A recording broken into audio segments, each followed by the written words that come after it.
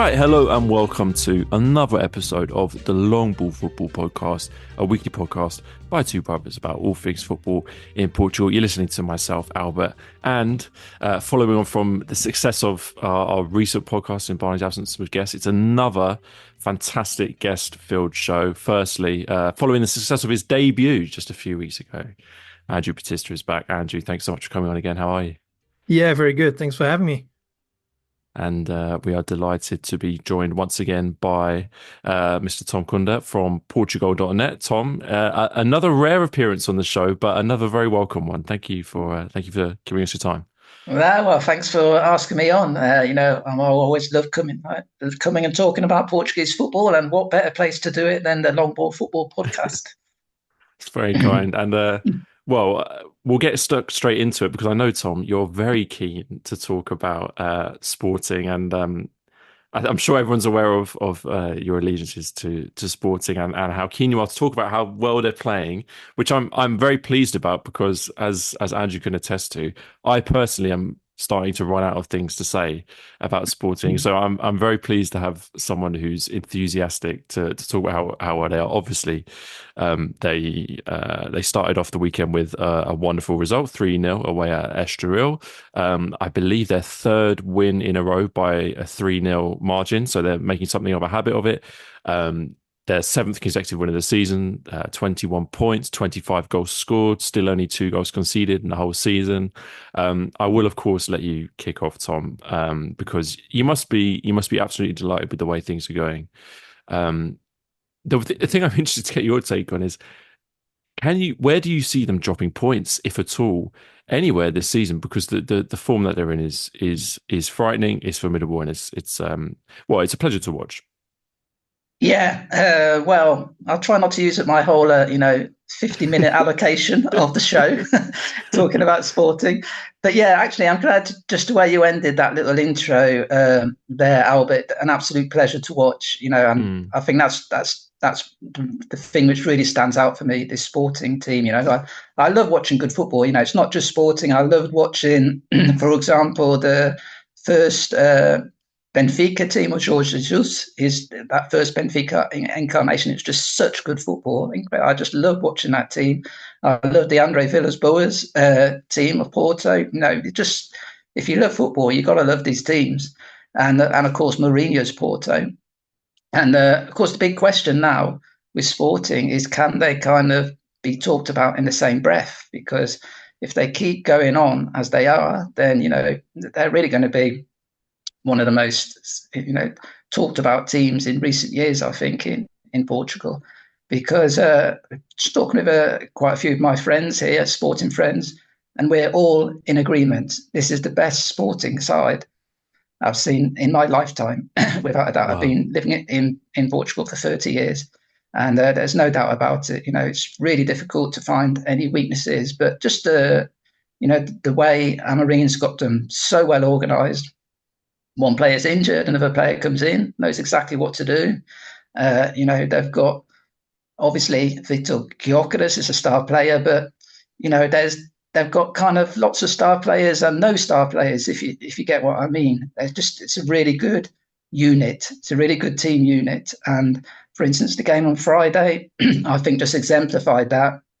Some of the slightly lesser, you could say, the slightly more unsung heroes really came to the fore. For me, the man of the match was Mateus Reis, just absolutely superb, both in defence and attack. And it's players like that, I think, which is really the measure of a great manager. When you get kind of your squad players. I always remember Mourinho saying, with some of those squad players of his great Porto side, can you remember that striker, Jan Kaukas? I'm sure Andrew can remember him. And, these players who just came in, maybe they'd only play 5 or 10 matches a season, or, just get a lot of substitute appearances. But they come on and they really make a good contribution. And, Mateus Reis was superb, again, filling in a bit. If Gonçalo Inácio was fully fit, he wouldn't have even been in that lineup. But he was excellent. Morita, what a great player Morita is. Another player who's slightly, an unsung hero. And then, of course, it was very interesting actually going to Estoril because they've actually changed the position where the press box is, and so we were right between kind of the corner flag and the halfway line, which happened to be exactly behind the Sporting bench. And I tell you, it was an education, Albert. It was amazing because I felt sorry for Maxi Araujo, who was the new guy, because he was playing on the left, so, as a left winger. So he's right in front of Ruben Amorim. And it's amazing, Ruben Amorim, he just kind of was micromanaging him the whole way through that game, pointing, telling him where to go, sometimes correcting his position from literally it'd be about 4 or 5 meters backwards or forwards. And that kind of attention to detail, I think, just again speaks to really what a classy manager Amorim is. He just seems to know exactly how to motivate his players, how to improve his players, how they fit into the team to make the team a stronger unit. And it's really going great guns. The only thing is, I'm a little bit hesitant to answer your question when you say, where can you see them dropping points? Because we've seen this happen in the past, haven't we? We've seen Benfica start seasons fantastically. Looks like they're never going to. I remember even the second Jorge Jesus time he was here, he started one of those seasons really well, and we were all saying, they're just going to win every game in the season, they're going to walk the title, and then it all went pear-shaped. And with Sporting, imagine Gyökeres gets injured, Pedro Gonçalves gets injured, and then all of a sudden we could be, 1 or 2 bad results, and it's a different conversation. So yeah, I'll just say it is an absolute pleasure to watch this Sporting team. It's very difficult at this moment to single out any weaknesses, and everything's just going swimmingly. But we're in September, aren't we? We're still in September. The season's 2 months old. And so let's see, if we're still having this conversation in 6 months' time, well, I definitely will waffle on for a whole show. We'll have to have you as a special guest. We'll give you a 2-hour long platform if that happens. You can come on. Well, I think it's interesting that you bring up what would happen if they were to lose one of their key players, Pedro Gonçalves or Vitor Gyökeres. One of the few notes that I did make about Sporting in this game, because, like I said, I find myself repeating myself every podcast about them, really. But one of the few things that I took from this game was, one, the fact that Vitor Gyökeres didn't score and they were very much still able to win the game. And also the fact that Pedro Gonçalves didn't play, and yet it was still a very convincing performance. So in one aspect, that I think is a good sign for Sporting fans, because it does show that if perhaps if they weren't able to rely on Vitor Gyökeres' goals, or if Pedro Gonçalves wasn't available, that kind of thing, that the players that they do have at their availability are still competent enough to do the job. And I think Mateus Reis, who I did see, forgive me, I can't remember who, but I did see somebody on Sporting say he's possibly one of the most underrated players of the Amorim era, because this is a guy that's contributed ever since Amorim's been in charge. And I think it's a fair assessment. He's not always been perfect, but certainly his adaptability and the way he's able to play multiple positions has been a real asset over the years. So I think that's absolutely. He's got 2 championship titles under his belt. He could have a third. Exactly how many players in Portugal have 3 championship titles under their belts? Even 2. Not that many.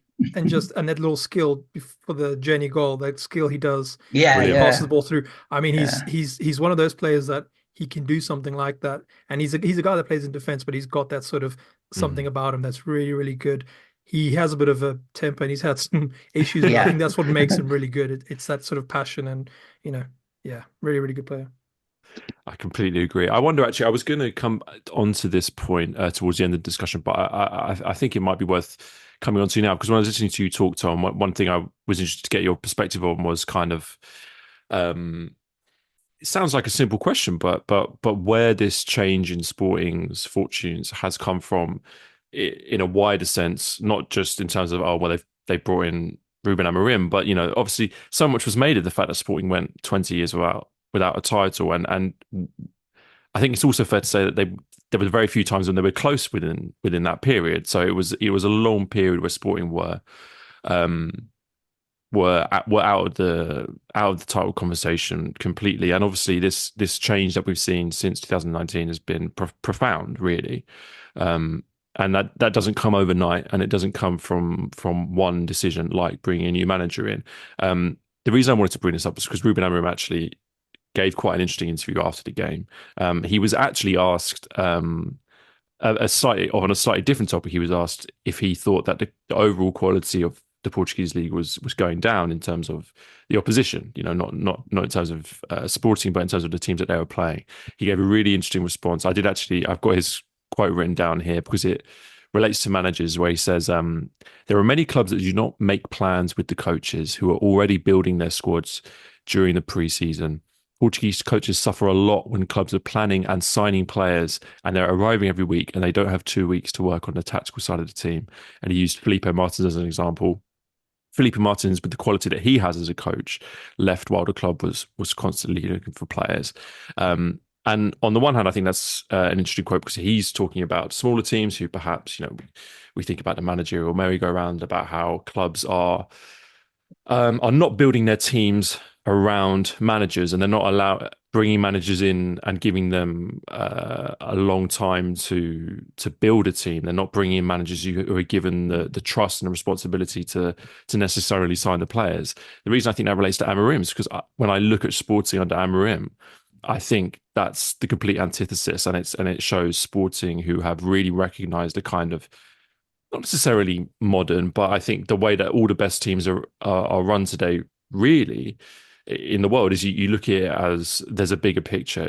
It's about you bring in a manager and you say, this is the person that we're going to trust, we're going to back, we're going to buy into their system, and we're going to build the squad around what they want to do. And really, that's where Sporting successes come in, because that whole squad is built in Ruben Amorim's image. And I think when you look at the way that Benfica have struggled in recent years, I think it's probably fair to say that they haven't really done that, and they've suffered from it. And then, of course, the smaller teams as well who aren't able to do that. I'd love both of your thoughts on that kind of idea.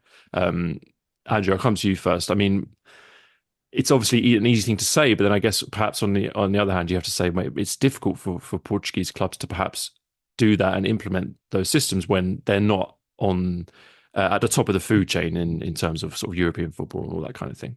Yeah, I think there's something to be said about sort of finding the right person that's willing to stick it out and is willing to sort of always able to survive long enough for that club to really trust them. Because a lot of these small clubs, they live sort of hand to mouth, season to season. It's quite difficult, the smaller clubs. So that's definitely an issue. I think Ruben Amorim was the real turning point for Sporting, because he is a really gifted coach. But Sporting have had to make the right decisions, bring the right players in, sure. But he's definitely the driving force behind that team. I mean, you can see how it's sort of back to what Tom was saying, how every position has two players that can play in that position. And you can see Ruben Amorim, he's really smart. Even in the last couple games, he's trying to integrate some of the new players in, trying to make sure that those positions are filled. And that's him trying to shore-proof the team. And that's what you have to do, because Sporting have had these sort of ups and downs, and now they're finally on and up, and you want to keep that up going. And that's really difficult for other teams to sort of replicate. I mean, we've seen Braga trying to doing it for a while, Vitória for a while. They've been trying, Famalicão on a very slow, steady sort of up every season. But yeah, I think it's literally just that. It's coaches being able to stay in the job long enough. It just doesn't happen. Yeah, I agree. I agree. Stability is the key word, isn't it? It's so important at a football Definitely. club. And in Portugal, it's so difficult for all clubs, really. But, for the big clubs, because, of course, when their players start impressing, as soon as they start impressing, they're going to be picked off by, one of the bigger leagues. Same with the managers, of course. And, with the smaller clubs, it's even more difficult, as soon as they start doing well. Any player, really, if they do really well, they're going to go abroad or going to go to one of the big three. Just if they do reasonably well, they're probably going to earn themselves the chance of a contract in somewhere like Turkey or even Cyprus or, Serbia. They go all over the place, where they can usually earn a lot more.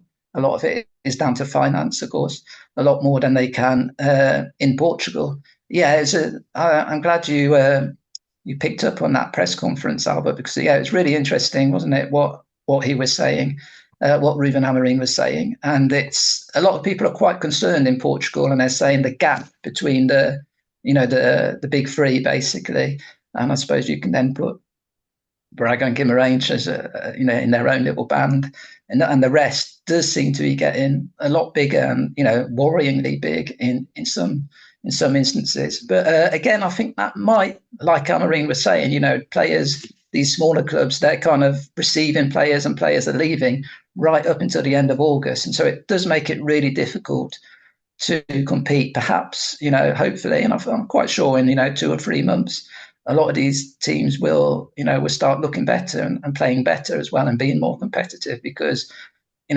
just what Andrew said and you've said and what I've said, people might think, it's just these clubs just are a load of rubbish, they're just going to roll over for the big three. But we saw last season, some of the clubs that in the second half of the season down near the bottom, were playing really good football and causing lots of problems for the big teams. Mm-hmm. But it takes time. It's stability. Really, that is the one commodity which is in very short supply in Portuguese football. And going back to the sporting situation, that is without doubt the number one reason why Sporting where they are now, because it's just been so stable for 5 years now. And the other thing I have to say specifically for why Sporting are currently at the top of Portuguese football is that I do think that Porto and Benfica are weaker than they have been in the past. The past 20 years, especially Porto. I mean, look at some of the Porto squads from the past. Hulk. Mm-hmm. There was a lot of talk also because they're in the Europa League, and so there was quite a lot of reminiscing about that Andre Villas-Boas team. When they won the Europa League in 2011. And you look at that team and compare it to any team, even Sporting's team now. You had Hulk, you had James Rodriguez, you had João Moutinho, you had Falcao. It was just Otamendi, on pretty much at his peak. It was just an unbelievable team. It was a Champions League team, really, playing in the Europa League. And then Sporting, Benfica, of course, a few years later, and they had, players like David Luiz, Di Maria, of course, was there the first time. I think that the general level, I think, of the top clubs in Portugal, definitely of Benfica and Porto. I'll be interested to hear what Andrew thinks, but I think it's several notches below than it was 5-10 years ago. No, I agree. That's 100% true. I mean, I think that's why you needed Villas-Boas to come in and shake things up a bit, in the presidency at Porto and Benfica. We know the issues they've been having. I mean, you make a good point about the players going as soon as they're good. If you've been watching this league long enough, which we all have, we have that feeling where we see a player. I had this with Gyökeres a couple of games ago. I was watching and I knew this is it. I'm like, this is the last season I'm going to see him. Maybe maybe even the last few months. In January, if a team has the money and they need the goals, they'll come in for him. I tell you, it's amazing, Andrew. I was amazed that he's still here after that. Yeah. After what he did last season, I thought there's no way he's going to stay at Sporting this season. It was surprising, yeah. But now for sure. Like if he carries on doing this, he's going almost certainly. And I had that feeling with Falcao. I had that towards the end of Luis Diaz's time at Porto. We have this feeling all the time in the Portuguese league, Darwin Nunes, etc., etc. And that's a thing that I think happened less in those days when we're talking about 2010s. It was happening less. You'd have the odd player, Falcao would go, but then you still had Hulk for a few seasons, and then you could find your next guy, and they were able to replace the players more easily. Whereas now they'll just come in and gut a team. Vitinha, Fabio Vieira leaving in the same window.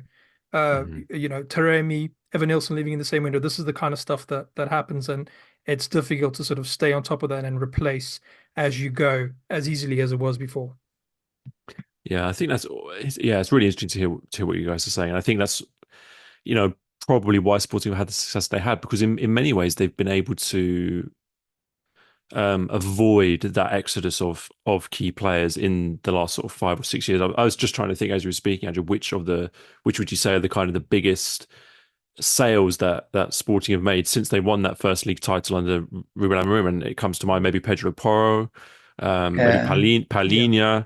I mean, obviously wonderful players, but it wasn't exactly a mass exodus. So they do seem to have been able to kind of avoid that core of the team being broken up in a way that perhaps it has been at other clubs Yeah, that when is they've had interesting. success.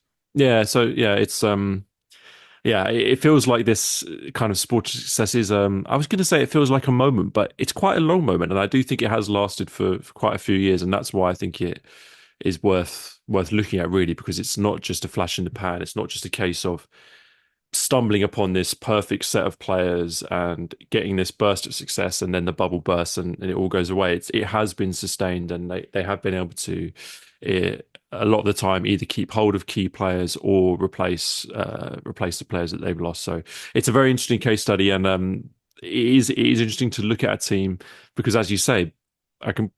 I agree completely with both of you about Benfica and Porto looking weaker, and in many ways, I'd kind of thought that in a quite a negative way that those days were over for the Portuguese league, at least for a while, that we would see a team of that quality again, like that Porto team that you mentioned, that maybe that was just Portugal's place in European football had kind of been diminished somewhat. So it is interesting to see now that in some ways Sporting have been able to kind of replicate that again in this new modern era, which is interesting, although I'm not sure I'd yet go as far as to say, because obviously they've not achieved the same things that Andre Villas-Boas Porto team or Jose Mourinho Porto team achieved, but at least it is kind of a team that you feel has a lot of star players that could compete on the world stage.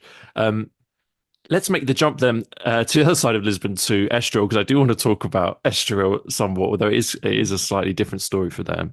I do kind of wonder whether, although Ruben Amorim used Felipe Martins and Estrela as an example in his post-match quote about these teams who were kind of building outside of their manager, whether he did have in the back of his mind, that Estoril were kind of an example of that as well, because they do certainly seem to be a team.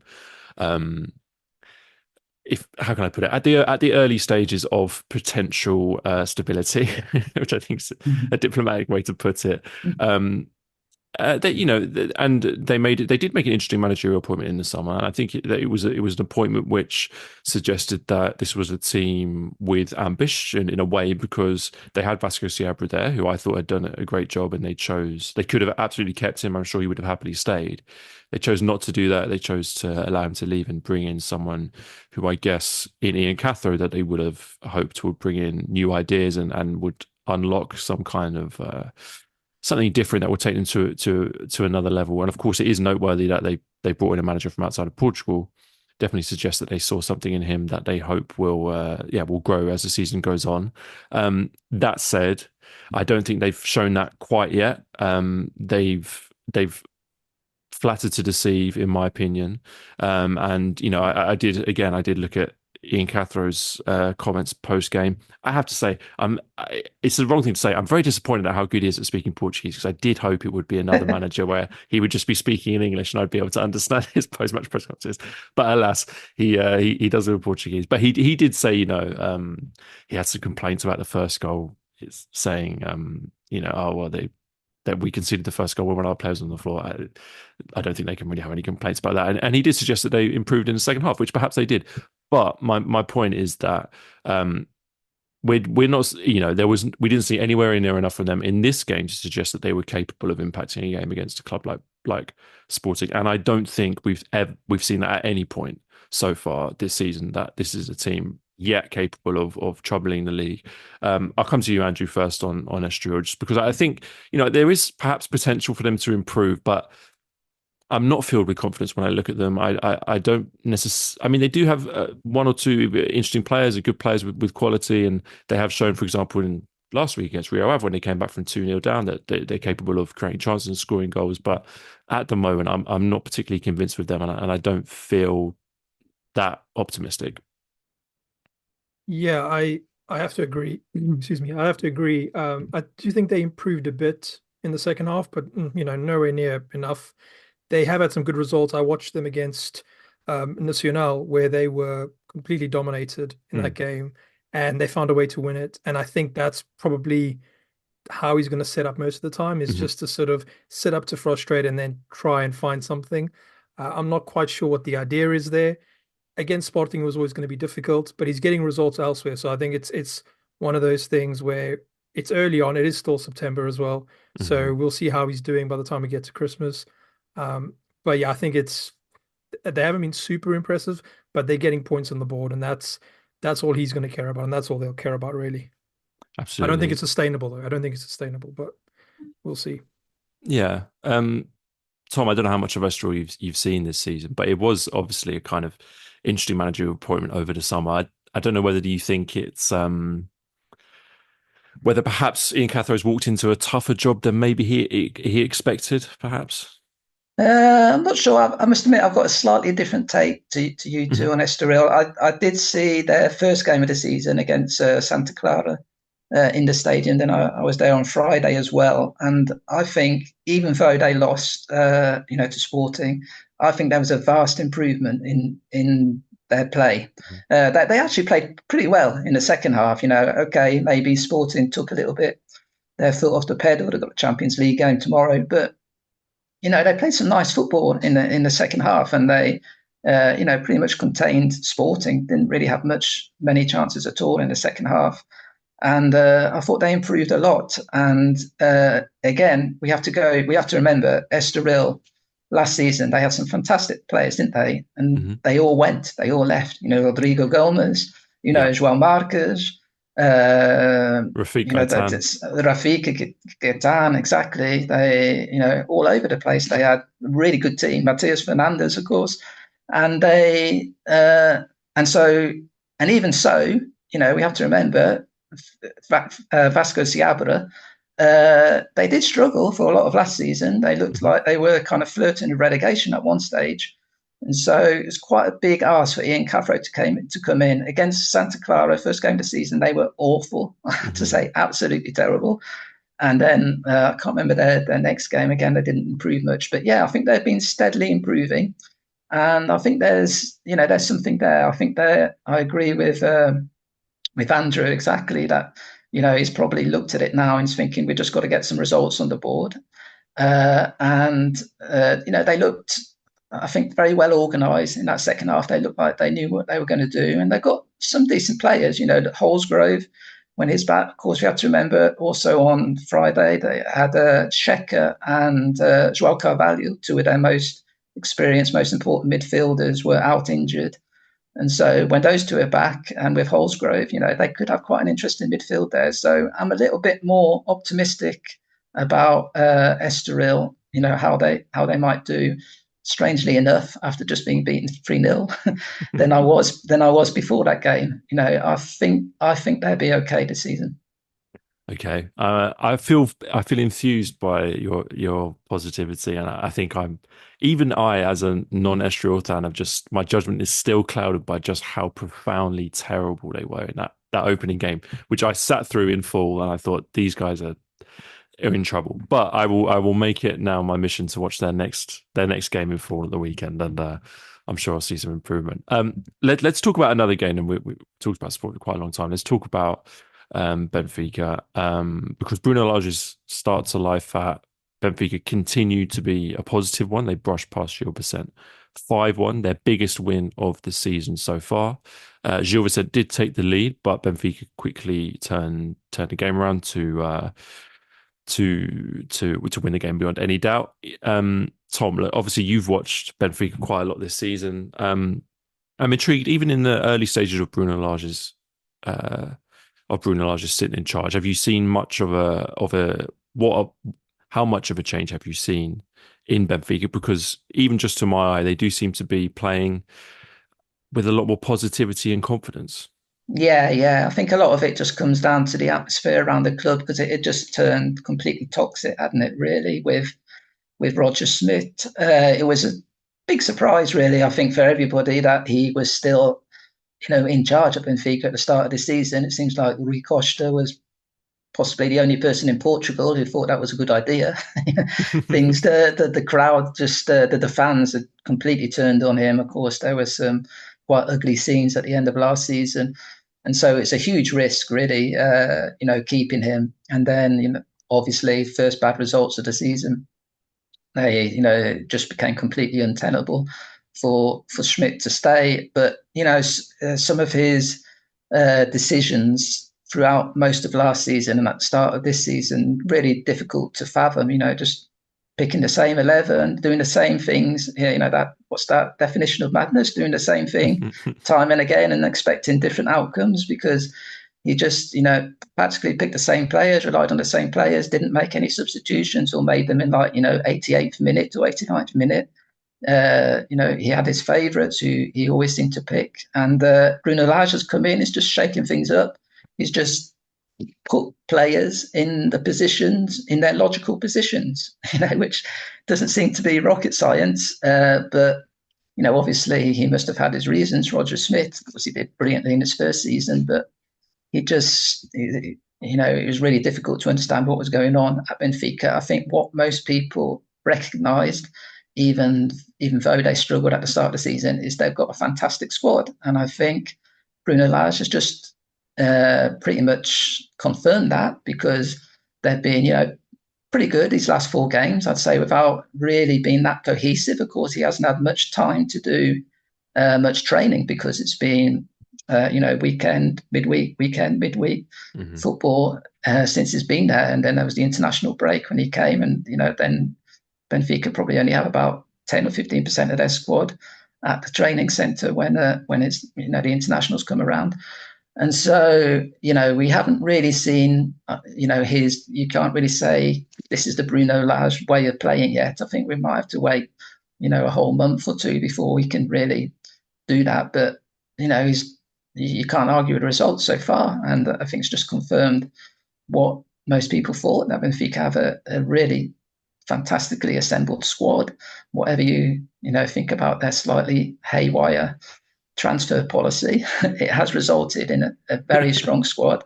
And one or two players who seem just almost like they just got them for the because of the opportunity, which was, of course, the new Turkish guy, who I'm going to completely butcher his name because it's so I've had a go at this time. I think it's Aktoglu. Okay, yeah, good job.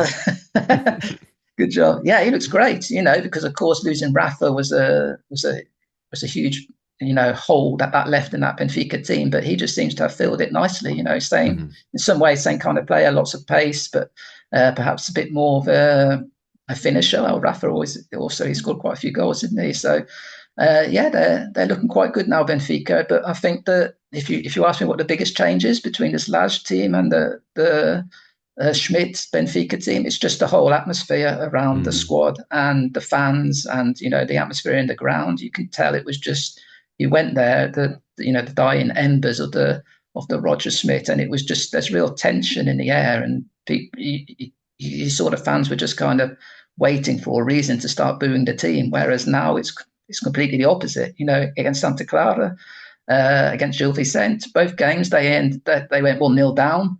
If that had happened under Roger Smith, the crowd would have started going wild. They would have sent flares onto the pitch. There probably would have been an interruption in game.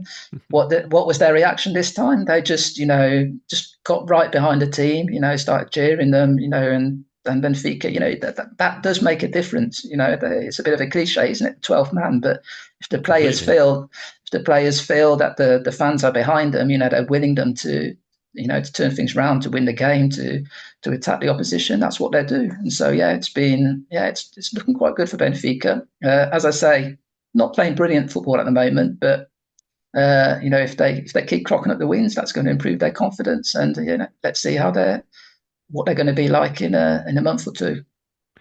Yeah, the one thing I'm always really conscious of trying to avoid on this podcast is falling into the trap of what you see on social media so often with football fans, which is and I do it myself with the team that I support, but it's basically you're thinking that you know better than the manager, because I'm fully aware that these guys are very high level coaches and players who have an understanding of football that I will never have.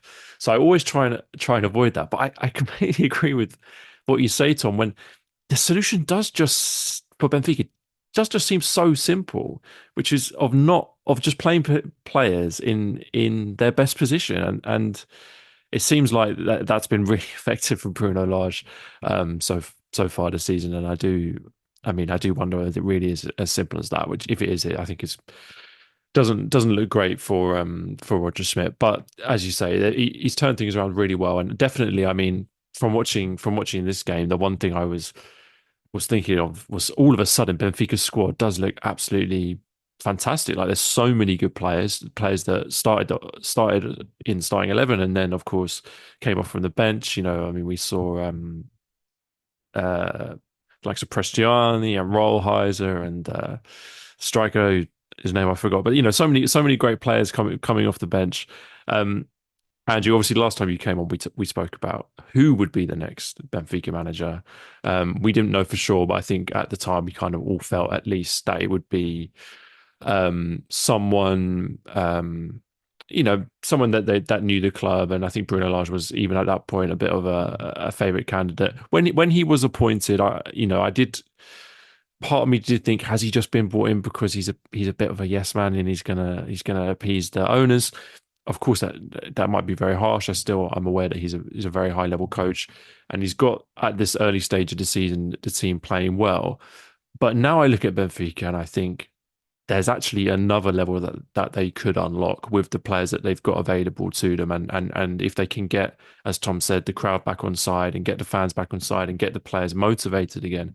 When you look at the squad that they've got with the number of good players, perhaps this was a shrewd appointment after all, because if they can unlock that next level, I do think that is, they can make a real impact on the league.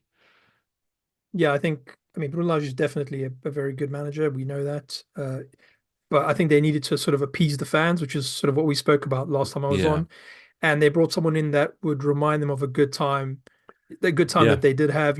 He brought Joao Felix through famously, and that was a good time for football for them, and also for money at the end of the Joao Felix, sort of season. And he was kind of looking for a job, and there's the agent that Bruno Lage is represented by. So he's sort of involved in some of the deals within Benfica now as well.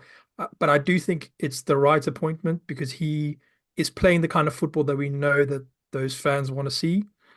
Because yeah, we were talking about, you don't want to feel like you know better than the manager, but being the Benfica manager is the hardest managerial job in the country, without sure. a doubt.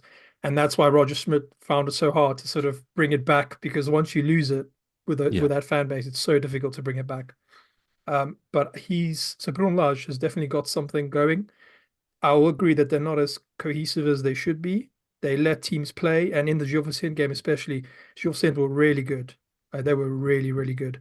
They had more possession. They were really sort of good on the ball, lots of passes, and Benfica sort of dealt with it, and they were able to score, all those goals. Two of the goals were like 90th minute onwards, Hmm. but they still had to do that against a team that was really threatening them.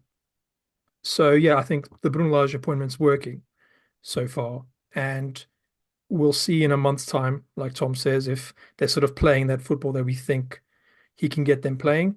But I do think even once he sets them up, though he wants them to play, there'll still be sort of spaces in there because that's how he sets it up. He lets the team, like his opponents, have the ball.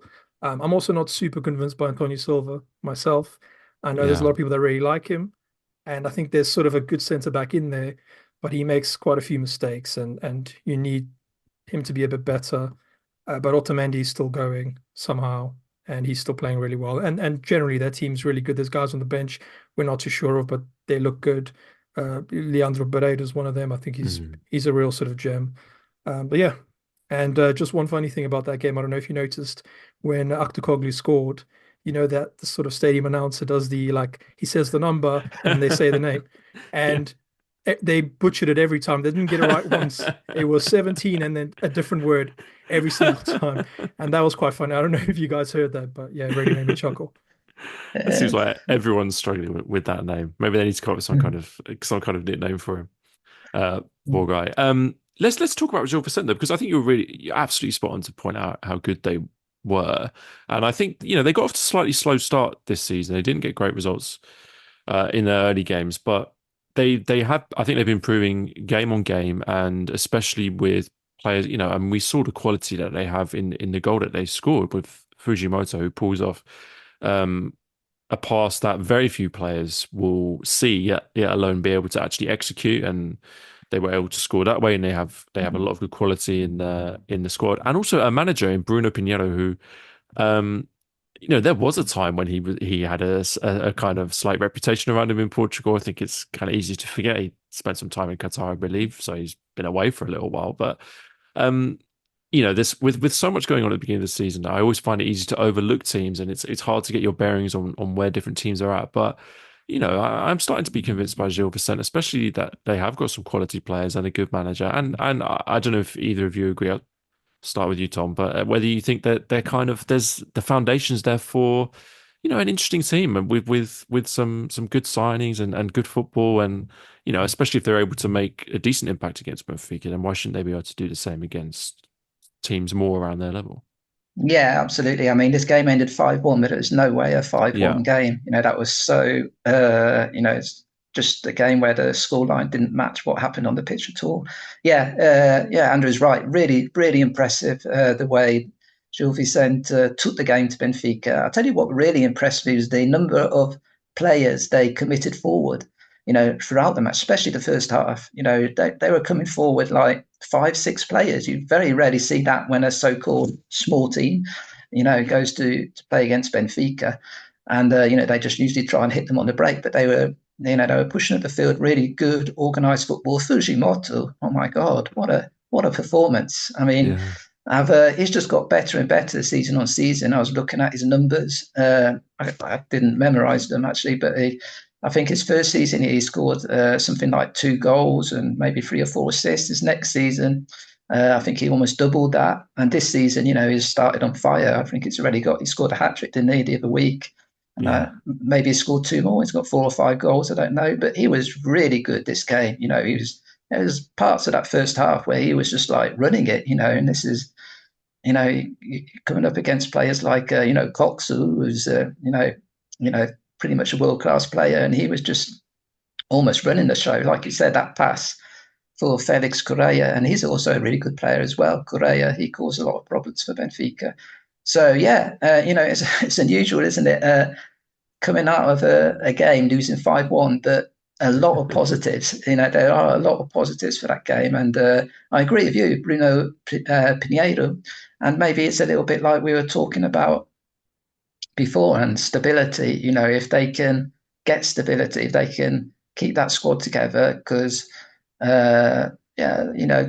Can you remember? Was it 3 or 4 seasons ago, Albert? Where I think it was. I remember you and Barney and talking a lot about that great Gil Vicente side, I remember very well. with Yeah, Samuel Lino, and that was just a brilliant side. And I'm not sure if this side can quite hit those heights, but yeah, if they play like they did against, it was exactly like can't remember who did the flash interview after the game, but the Gil Vicente player, he said if we play like we did today, for the rest of the season, we'll win more games than we lose. And that's, 100% correct. They played really well. yeah, definitely. Well, let's. I'm aware of us spending a lot of time on two games, so let's keep it moving. Move on to Porto versus Arouca. Porto continue to keep as close to Sporting as they possibly can. They won 4-0. They started to drag out against Arouca, although perhaps the game wasn't slightly as straightforward as the scoreline might suggest, especially the first half when Arouca played pretty well to frustrate Porto and try and hurt them on a counter attack. It was a strategy that worked until Turkish striker Guyen Yalçın was sent off. That led to a much more positive second half for Porto, where they got the 4 goals. That sort of win the game. Andrew, as the Portista, I'll come to you first. Last week I was praising Porto's newest signing, Samu and Francisco Moura, about the impact that they made. I think I use the phrase the missing pieces of the puzzle, perhaps.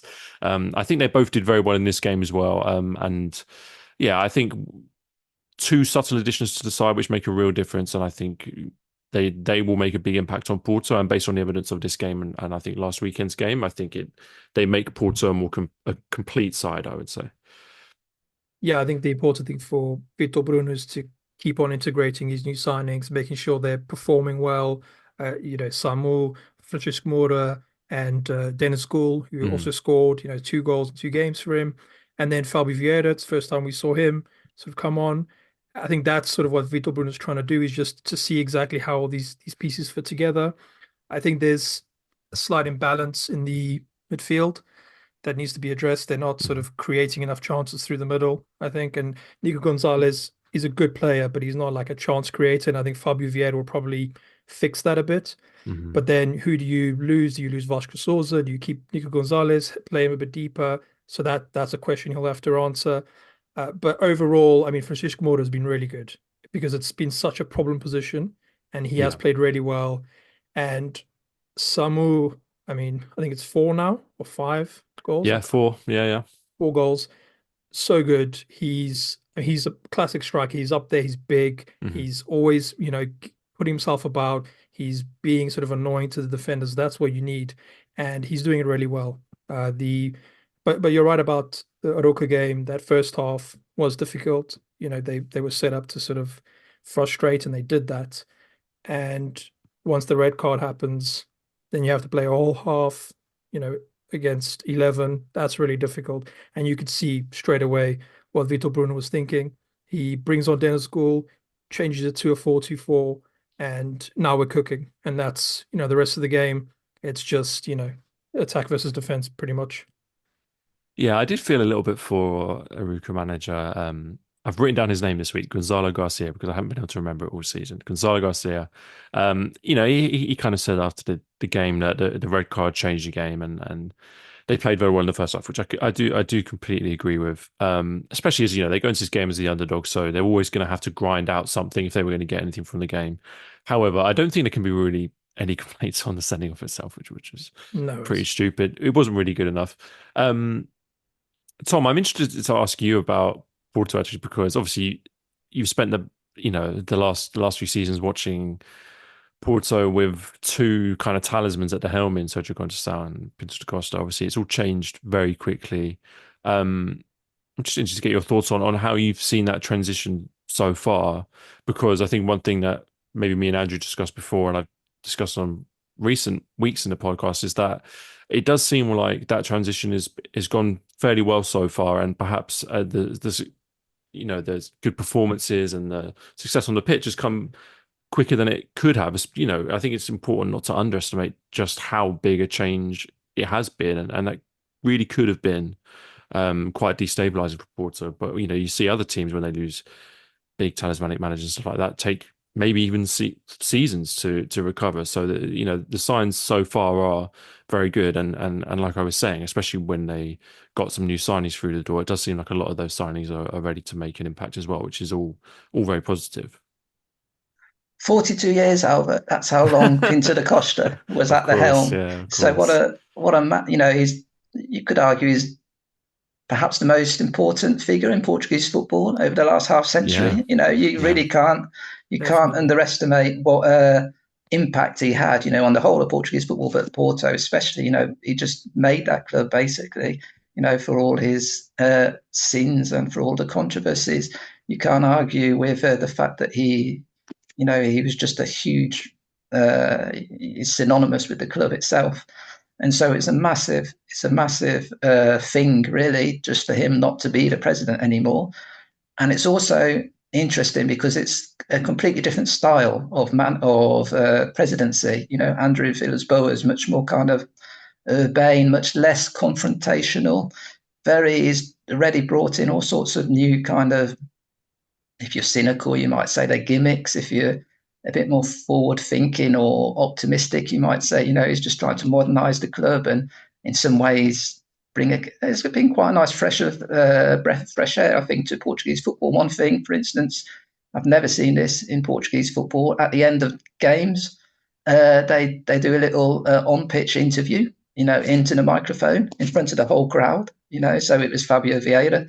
This at the end of 90 minutes, 5-10 minutes after the game, they hand him the microphone, and he just ask him, how he feels going back to Porto, etc., etc. So just things like that, I think it's completely changing the whole atmosphere again around Porto, and so and of course there was a lot of people, understandably, who were big Pinto da Costa fans right until the end. And so if things didn't start well, you could imagine that could really have caused a lot of problems and quite a lot of friction among the fan base, it was quite a delicate time really for Porto. And I agree with you. And yeah, it'd be interested to hear what Andrew thinks about this point specifically. That it just seems to be a very smooth transition, much more smooth than I would have thought. Even the playing side. I mean, we all know about Porto's terrible financial situation and the fact they basically can't buy anyone. And especially, of course, at the end of the transfer window, they were expecting to sell Galeno for 50 million, and that fell through at the last minute. So again, I wouldn't be surprised if they really may have to sell one or two players in the January transfer window. But they've found a way to build a strong squad. Bringing in some youth players, bringing back Vieira, which I think is an absolute masterstroke. If he can stay injury free, that is going to make such a big difference. You forget how good a player he was because he kind of disappeared a little bit off the radar at Arsenal, didn't he? But he was absolutely magnificent for Porto that season with him and Vitinha, of course. But such a good goal threat in himself, like Andrew was saying, such a creator. That's really perhaps exactly what Porto need, a bit more of a creativity in midfield. So if he has a good season, there's no doubt about it. Porto are going to be really pushing for the title, I think. So basically, to a long-winded way to answer your question, I've been very surprised, pleasantly surprised by how smooth the transition has been. And it's gone so smooth that people perhaps lose the fact at what a big change. Big changes have been made at Porto. Yeah, that's very much me. Absolutely, yeah, which I think is credit to them.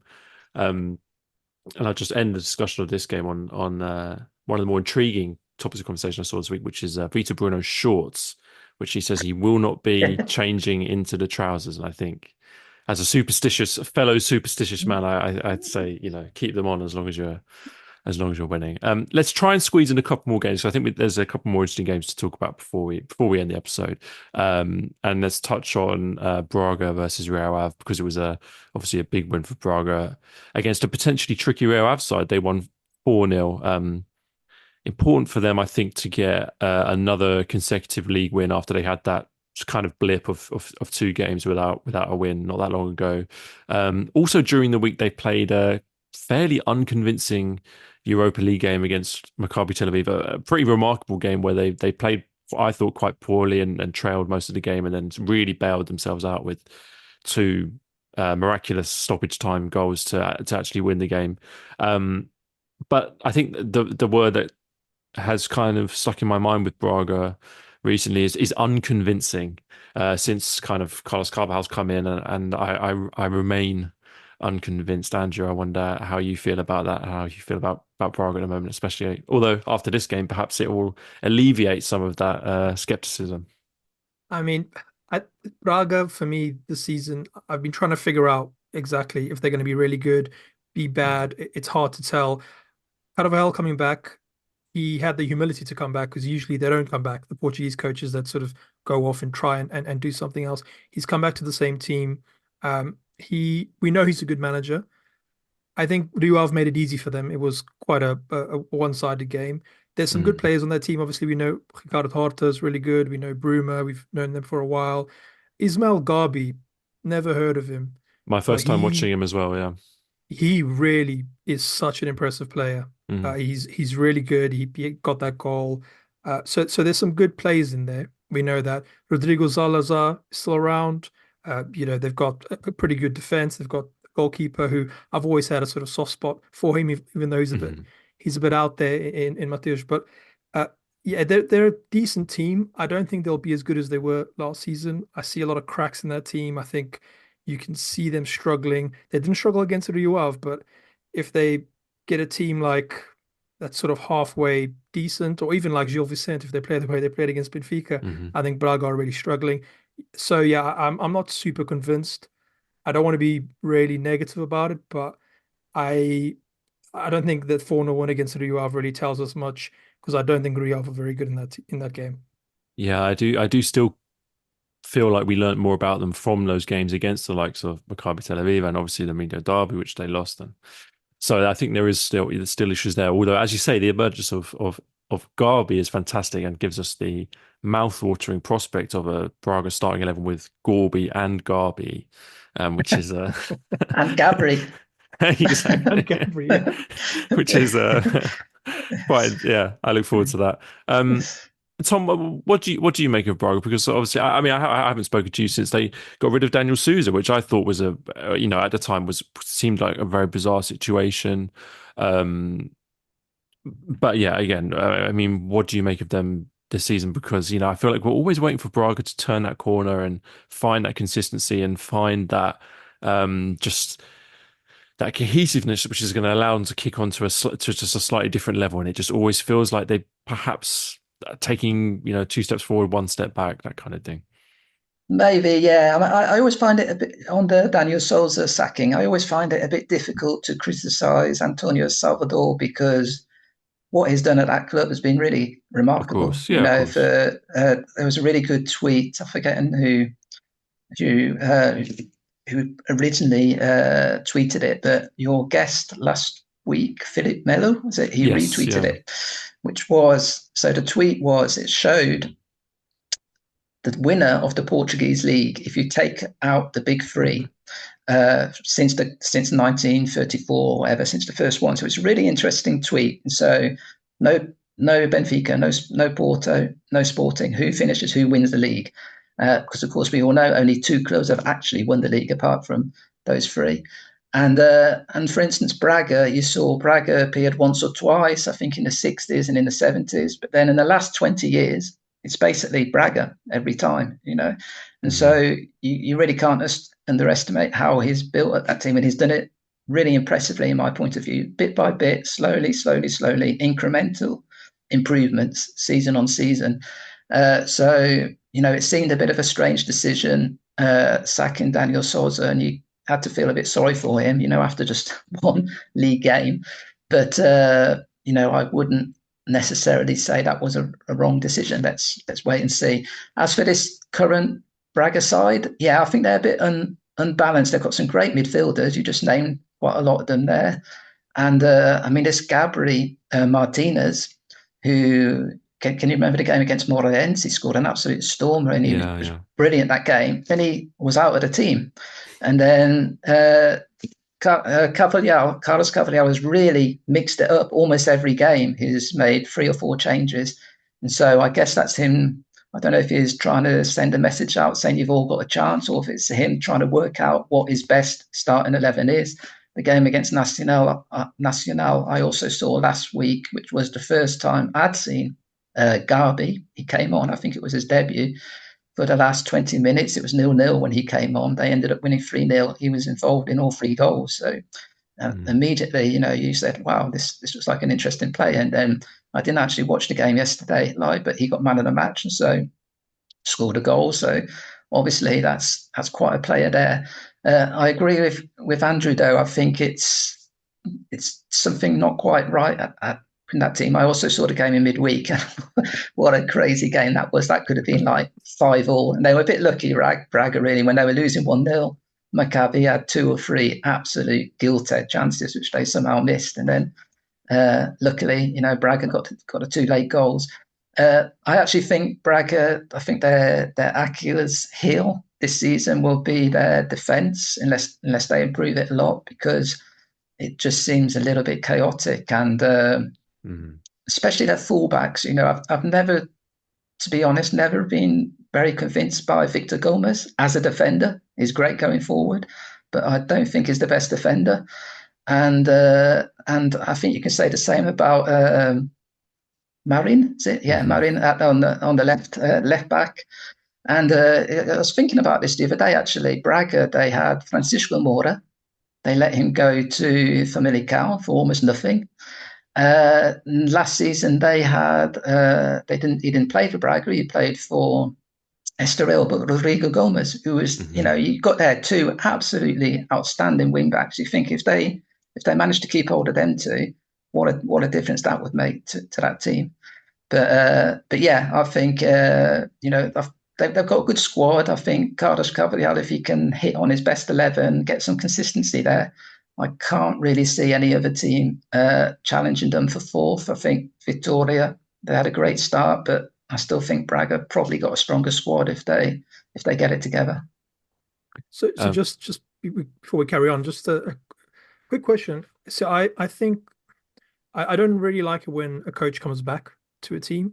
I like that, Mm. Carvajal started to come back to Portugal, but I think it sort of shows a lack of ambition. And I don't think Braga lack ambition, but I think going with him again is probably a misstep because I think they could have, especially coming on from Daniel Souza, they could have done something else. So that's sort of why I'm a bit off Braga this season. So I wonder what you guys think about sort of just the Carvajal appointment itself.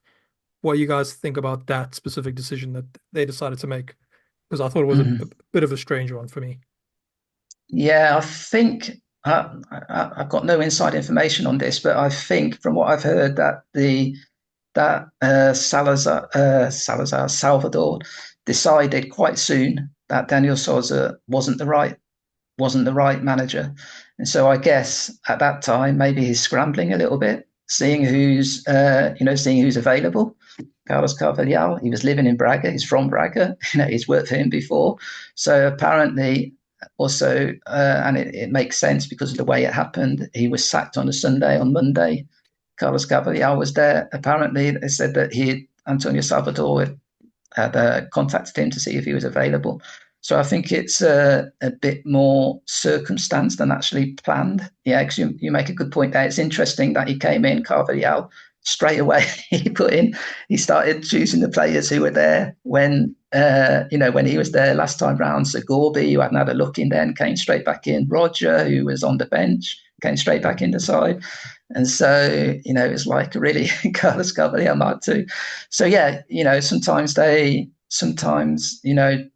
well, we know, haven't we, how many X examples of managers going back, and it never seems to work out very well. So let's wait and see. Yeah, I remember hearing at the time so many conflicting stories. I wasn't sure which ones to believe. Things about um, I heard someone suggest that Carvajal was the man that Salvador wanted to bring in originally, but he wasn't available at the time, and so it was kind of an opportunity to bring in the guy who'd already always wanted to bring in, and the fact that Carvajal lives in the area, I find almost amusing that he was, they sacked Daniel Susan and it's like, well, Carvajal's next door, let's bring him in. But no, to answer the question seriously, I agree with you, Andrew, that I just don't feel it's a adventurous or what's the right word? I just don't see it as an ambitious appointment, and I do like Carvajal, and I respect a lot what he did at Braga the last time he was there, and I mean, no one will be happier to see him return than Roger Fernandez and these players that he managed last time because I'm sure they will have nothing but positives to say about him. But I was of the opinion that the Daniel Souza experiment should have been given more time, and I thought that he was a manager who had real potential. And yeah, I thought it was a shame it didn't work out. But alas, I'm sure Carvajal's very, very happy to be back managing the team that he loves, which is can only be a good thing for him and the fans.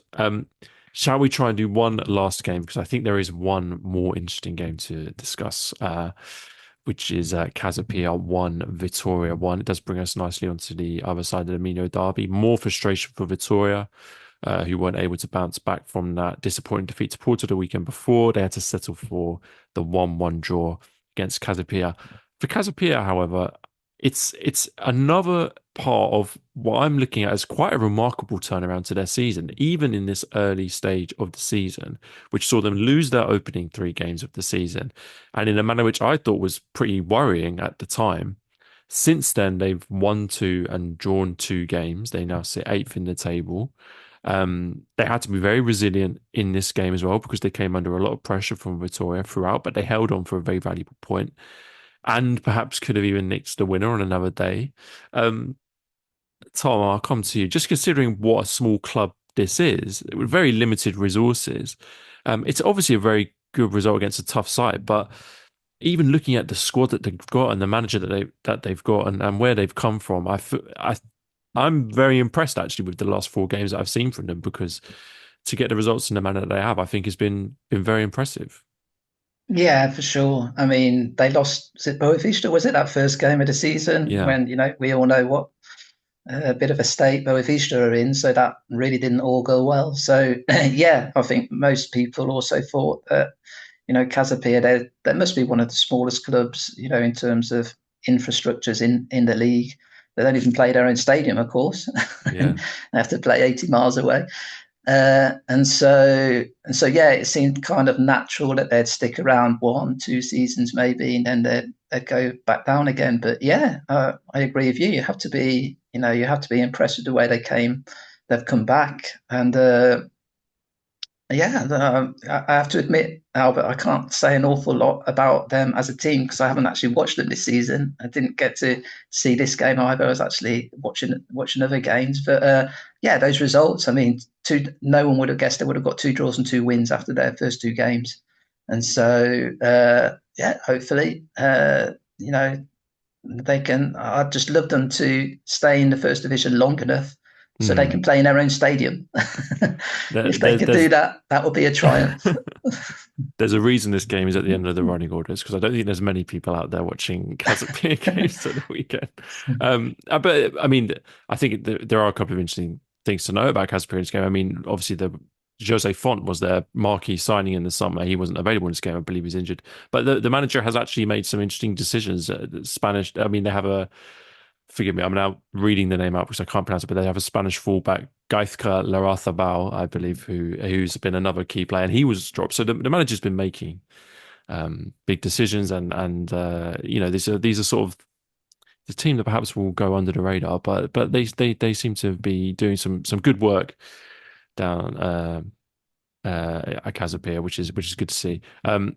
Andrew, one thing I was saying last week was that it's already been quite a long season for Victoria already. When you look at the number of European games they played, and not only a long season, but already a very intense season in terms of every single European game being a very high stakes game, and with even within the league, they've had some fairly big games in terms of playing Braga in the Mino Derby, and even you could say playing Famalicão at a time when there were kind of two teams trying to prove themselves in the league. So a very long season already, perhaps, and a very intense season already. I do wonder perhaps that there's a danger now that we'll start to see them kind of fall short a little bit if they're unable to keep up that intensity, if they're unable to kind of match the early level performance that we've seen at the start of the season, which I think is probably fairly natural because it was a real whirlwind start to the season and that has gone very well. But I think it's also important to remember perhaps that it's not the deepest squad in terms of quality, and there is still a lot to do for that club. Yeah, no, I agree. I think we're starting to see that sort of tiredness creep in. There's a lot of Mm. games they've played. They're a good team. I like Rui Borges. I think that it's a very good team that he's sort of put together. I wouldn't panic if I was him, not just Mhm. yet. Two sort of bad results. This is a bad result. It's a draw, but it's a bad result for them. I agree. I like how enthusiastic you are about Casapia. I'm not as enthusiastic. I I think I've watched them quite a bit, and they are quite a poor team to watch. Yeah, I was looking sort of at the stats of this game afterwards. 68% completion rate of passing. That's pretty low at this level. But the most important thing is the results. You're right, and if they're getting those, who cares what I say? But in terms of just good football, it is quite hard to watch them sometimes. And Vitória should have done better in this game. Yes. Definitely. There's some tiredness. I mean, the goal, Vitória's equalizer, it's a bit of a bumbling goal, kind of, who knows who really hit it in, and it's just like a free kick, kind of a free kick. And then there was that chance right at the end for Casapia. Yeah. And Vitória sort of looked all over the place. They seemed tired, but I think Rui Borges is good enough to sort of steady this. He'll take his time. He'll try and get the players doing the right things, and they'll be fine. Uh, but it is going to be a consequence of having that thin squad that's probably going to hurt them later in the season because of obviously in those places that they're trying to take, Santa Clara's around there. We don't know Mhm. what's going to happen with Santa Clara if they're going to carry on performing at this level. For Famalicão, even though there's a bit of a dip in performance now, they could come back. Braga, so forth and so forth. So yeah, a long season for them is going to be a difficult one. So we'll see Mhm. what they're made of. Yeah, also I think that's just on Vittorio as well. Incredible start really. Had 10 out of 11, was it? He won 10 out of 11 Yep. first games. And but losing Jota and then losing Mangas, that is two big pieces I think, which really could in these kind of times. When the squad's getting a bit stretched, when tiredness is coming.